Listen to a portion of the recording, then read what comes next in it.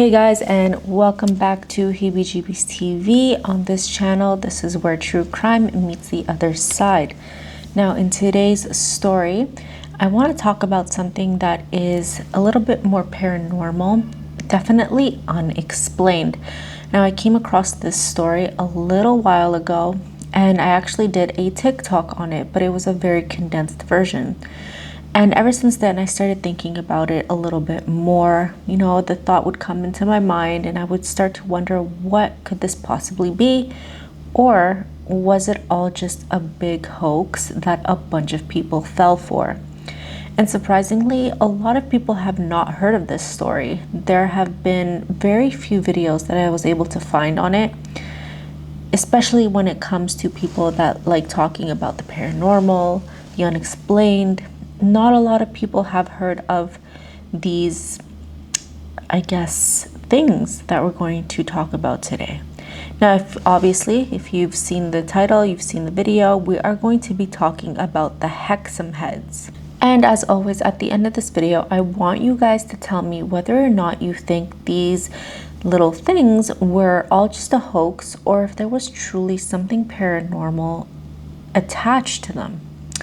Don't forget to leave your comments down below, or if you're listening on Spotify as well, don't forget to drop a comment. All right, let's get into the story of the Hexham Heads. So the story begins in the town of Hexham in Northumberland, located towards the north end of the UK. It's a very small and quaint, picturesque kind of town. You know, the English town that you would see in films or TV. The year was 1970 when two young boys, only 11 years old, came across something very strange in their garden. Now, these two boys, their names were Colin and Leslie Robinson. Of course, being young boys, they were only 11, the curiosity got the best of them, and they proceeded to investigate this little discovery that they had made. They described the items as being the size of a tennis ball, and upon closer inspection, they appeared to be two stone heads. However, little did these boys know that they had just opened a Pandora's box. So, of course, not knowing what they had just discovered, they were pretty excited about this. They had never seen anything like this. So they grabbed the stone heads and rushed back inside their home to show their mother, Jenny Robinson. She didn't know what to make of it. She thought they were a little bit weird, a little bit odd, but didn't give it too much meaning and allowed the boys to keep them. Shortly after the discovery, strange things began happening at the Robinson home. It started the way most hauntings do, and if you are familiar with this channel, you know how most hauntings begin. They usually start with very small disturbances, things that are very easily explained or brushed off. They would hear unexplained noises, bumps on the floor or on the wall, which again could be easily explained with rodents or just the old house creaking and settling. But what the family could not explain was that the heads started to move from place to place when no one was looking. The family vividly recalled leaving the stone heads in one area of the house, only for them to suddenly appear in a completely different location with zero explanation as to how they got there. From here, the strange activity increased. Not only were the stone heads moving around on their own, they were now being launched across the room with great force by something unseen. Not knowing what else to do, Jenny went to her neighbor, Nellie Dodd, for advice. She brought the stones with her to show her and explain what was going on. Not much resulted from this conversation, but just a few nights later, the Dodd family began experiencing the same paranormal phenomenon. It started with one of the boys next door having his hair pulled in the middle of the night. But then his mother saw something that she couldn't explain. She was in the home tending to a few chores when she saw something exiting through the front door. At first, she couldn't believe what she was seeing, so she took a second look. Leaving her home was what she described as something being as half man, half sheep figure. I'm not able to find more information about what she did following that sighting, But if it were me, I would definitely not be able to stay in that house. I would not be able to function. I would definitely gather all of my children, some few essentials, and leave. However, it seems like she did not end up doing that. Later that night, her and her daughter were in bed together when their bedroom door swung open. Standing at the doorway was something straight out of hell. They said it was a wolfman sort of creature that walked into the room on its hind legs. It took a few looks around the room before it ran off and down the stairs and out of the house. After these experiences, both families realized they must have had something to do with these stones.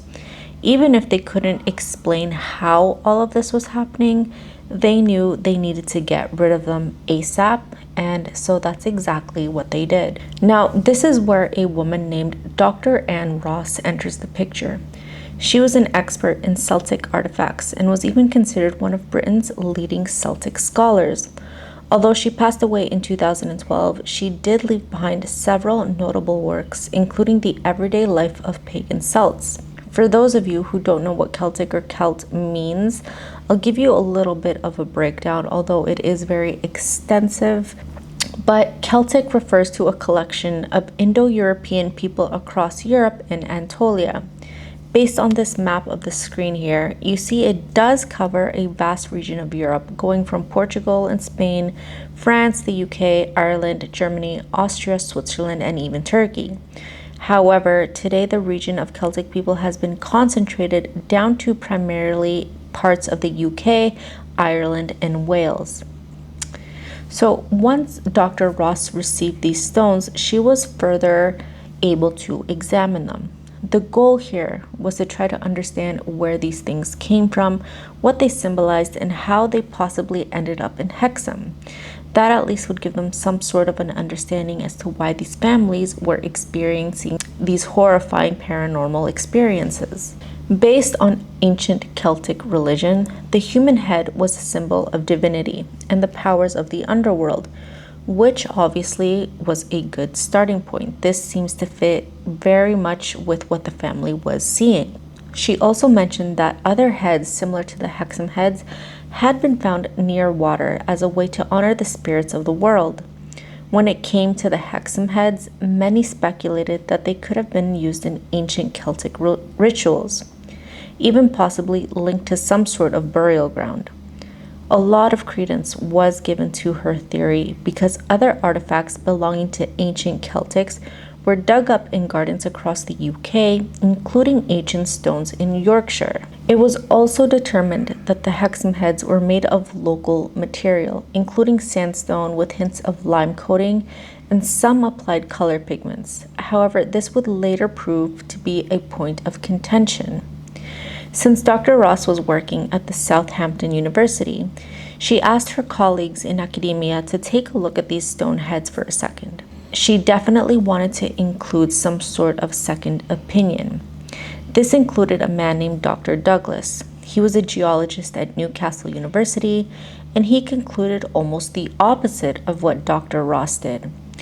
His report claimed that these stones were made of artificial cement and that the material was unlike any natural sandstone. Now, this did not necessarily mean that these were any sort of fake stones. He goes on to explain that if they were indeed ancient artifacts, whoever made them mixed in sand with limestone and water to add to the stones. Alternatively, though, if they were of modern origin, then the sand would have almost definitely come from a builder's sand. But back to the paranormal phenomenon. Dr. Ross had been storing the heads in her home when the activity started up in her home as well. She talked about a morning when she was waking up and saw what she only could describe as being part wolf, part man, and this figure was walking out of her bedroom. She described it as being 6 feet tall and all black. She then followed it down the stairs towards the kitchen before it disappeared towards the back of the house. There was no mention as to whether or not whatever this thing was had noticed her at all. Now, if you guys are into cryptids and like that sort of the paranormal side, This kinda is starting to remind me of a cryptid called Dogman, where a lot of people seem to go back and forth between whether or not Dogman is some sort of spiritual or demonic entity, or whether or not it's truly flesh and blood, similar to something like Bigfoot. But that is a whole other rabbit hole we can go into. A few days later, her daughter named Bernice also became a witness to the paranormal activity. She had just returned home from school one afternoon, and as she went into her home, she saw the exact same figure standing on the staircase. When her parents returned home around 6 p.m., they discovered their daughter absolutely distraught. She was clearly in a state of shock. It took some time for Dr. Ross to get her daughter to open up and explain what had happened, but when she did, she revealed that she had gotten home around 4 p.m., and that was when she unlocked the front door and came face to face with whatever this thing was. It was standing on the staircase in front of the front door. Once it noticed Bernice there, it jumped off the side of the railing, echoing a loud thud across the home as it landed before it ran off towards the back and down the hall. She mentioned she had felt compelled to follow it for some reason, and she actually did. She followed it towards the music room. Once she got there, though, it had completely disappeared and she had no idea where it had gone.